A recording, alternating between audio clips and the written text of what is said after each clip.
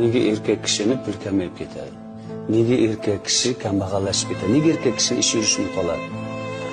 Har xohlagan joyingizdan o'rganib chiqing. Xohlagan diningizni o'qib chiqing. Xohlang islom dinini, xohlang xristian dinini, buddist dinini, xohlagan narsangizni o'rganing.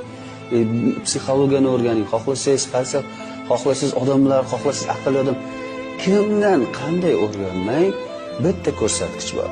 Erkak kishini pulini kamayib ketishini, erkak kishining barakasini yo'qolib ketishini bitta tarafi, bitta eng kuchli tarafi bu erkak kishini ayolini yig'lashi bo'ladi.